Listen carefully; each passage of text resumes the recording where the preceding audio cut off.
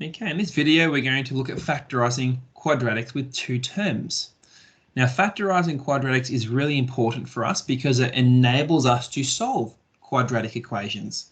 And solving quadratic equations will give us x-intercepts, it'll help us to find points of intersection, and even later on it can be used within your derivatives, of course, to find your turning points and things. So it's really important to be able to solve quadratic equations when you're doing algebra. So there are two main ways you're going to look at factorising quadratics with two terms. And that is when you have a highest common factor, you've got to remove a highest common factor, or you're going to look at difference of perfect squares. That's the whole a squared minus b squared. Whoops, wrong one. A squared minus b squared is the same as a plus b, a minus b. And sometimes you have a combination of both. So let's have a look at how we do it. Let's look at our first one here, 3x squared plus 9x. Now the key here is there's an x in both terms. When you see an x in both terms, you don't think dots. Difference of two squares or difference of perfect squares. You don't think dots or dots. Straight away, x in both, it's a common factor. You always want to look for common factors first and remove them. Otherwise, you're not fully factorising them, and yet you might be missing things. So let's do that with this one. So common factor in the numbers here between the 3 and the 9 is a 3. Common factor of the letters is an x, and you're left with x plus 3 in there. Remembering, of course, if I multiply them back out, I should get back up there. So 3x is my common factor, and that's it. I have two linear. If I was to then go and solve this with equals 0, you can clearly see null factor law can be used. That's a different video though. This next one, we've got 4x squared plus 12. This doesn't have an x term in this case, so you could potentially start looking for dots or dops. But remember, that is always about a negative, a minus between the two terms. Difference of. In this case, we have a plus, so we're not going to be using difference of perfect squares. You need to have these signs need to be opposite signs, the difference of perfect squares. But in this case, they're both positives. So you're not going to use dots, it's just going to be common factors. So common factor of 4 between the 4 and the 12, then the x factors, you end up with x squared plus 3. That's very elementary, very straightforward, but it's a reminder because we forget these sometimes when we get to high levels of maths. This one here, let's take common factors out of this one. This one kind of looks a bit like it could be dots because of that minus. That's nice, but the problem is there's an x here still. So don't launch into dots on this particular question. You want to instead look for common factor. Common factor between the numbers is 6, and there's an x in both. If I divide this first term by 6x, because that's really what I'm doing with factorising, is take x out, and then 24 divided by 6 give you 4. And again, you could easily solve that with null factor law. Don't know why I quite left so much space between those. All right, next round. We're doing a couple more simple versions of dots in this case. If you note this first one, there's no common factor between the 16 and the 9. So you can't do common factors. And there's a minus here, which is nice, so I can use dots. So remember, that means this first term is a squared, and this one is b squared. So to put them into the brackets straight away, we're going to have a plus, we have a minus. And remember, we square root each term. Now the 9's easy to square root. Square root of 9 is 3, goes in each one. And then we're going to have the square root of 16x squared. Square root of 16 is 4. Square root x squared is x. So you get 4x plus 3, 4x minus 3. Please, please, please do not then combine that to this. That is something that is not true. And it happens far too often, so please avoid that. That's dots. Next one. I have a minus. I have a squared. I don't have an x term here, so I'm thinking something along the lines of dots is going to be used. However, I have this 7 floating around at the front. I need to get rid of that one first.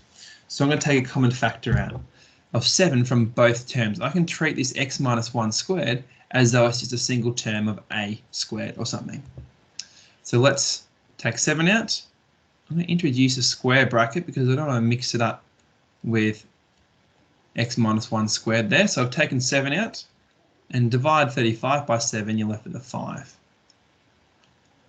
Now we know 5 does not have a nice square root, but we know surds, so we can still proceed in this with dots. You've got one thing squared minus another thing there, which is squared, so we go from there. So with our dots, I'm going to have two brackets again. One's going to have a plus, one's going to have a minus in it. We can take a square root of the 5 goes in. So that's our square root 5. Square root 5 there.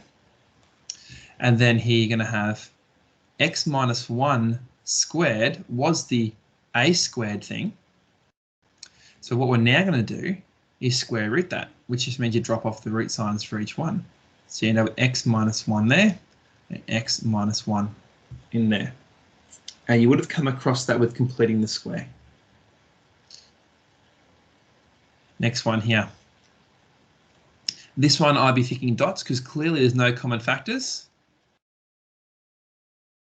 between them. This one doesn't have any x's, that's got no number at the front, no common factors, and there's a minus squared. It all leads towards dots. In this case, though, of course, the variable is the second one, but that's okay. There's nothing wrong with that. So 25 is our a squared and x plus 2 is our b squared. So square root of 25 needs to go in a bracket, plus, and then 5 minus. Now if b squared is x plus 2 squared, that means b is the same as x plus 2. So this first one, b being x plus 2, gets substituted in like that. And this other one, I'm going to do x plus 2, but I need brackets in this case because we're subtracting all of b. And b has a bracket, so we must put a bracket in there. That negative is important, is going to change our signs. So in here, in the first bracket, we now simplify. You can't stop there. Got 2 plus 5, which we know is 7. So that's x plus 7. This other one, if I expand these brackets, you have 5 minus 2 is 3.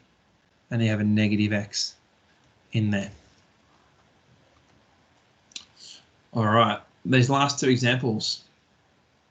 Factorising with two terms. This is a bit different than the other one in terms of common factors and dots, because neither of them are dots. It does kind of look like there's a squared and a minus, but it's not dots. But the difference is the common factor here isn't a single number or a single letter. The common factor is in fact a whole bracket. Notice that in both cases, the bracket is the same, which means that is a common factor. And we know with common factors, they get written at the front. So in both cases, I can write this common factor out the front. And then what's left, everything else gets written in here. Now the thing is, what is left? Well, let's have a look at it. If I have 3x plus 1 squared, and x plus 1 is the common factor, what is left over? Well, the 3 is left over. One of the brackets is gone there, so the other bracket is left over here. So we end up with 3 bracket x plus 1. That's what's left over from the first term. And the second term was negative 2 x plus 1. Now, the x plus 1 has already been put at the front as a factor, so that leaves us with the negative 2. Like that, and then you would finish it off by simplifying inside this bracket. So you've got 3x, 3 times 1 is 3, take away 2 is 1, and there you go, you factorise that. This other one over here, we've taken the x minus 2 at the front. What is left inside the bracket? Well, 4x minus 2 we know breaks up to 4 and x minus 2. So that's already come out the front, so we're left with a 4 there. Then we have this negative 9 x minus 2 squared. Well, x minus 2 has already come out the front as a factor, so the negative 9 is left. And one of the brackets went out, but the other one is remaining. So you've got minus 9 lots of x minus 2 inside bracket still. The x minus 2, of course, stays as it is, and the other one we simplify. So you've got 4 minus a negative 2, which is will give you 6. You get negative 9 times x is negative 9x. Now something has happened here that we didn't expect, and that is a common factor between the 6 and the 9 has arrived. So in that case, you also need to remove that factor there. So the common factor of 6 and 9 is 3. That comes out and gets written at the front, and then we can have 2 minus 3x in brackets there. and that is factorising quadratics with two terms.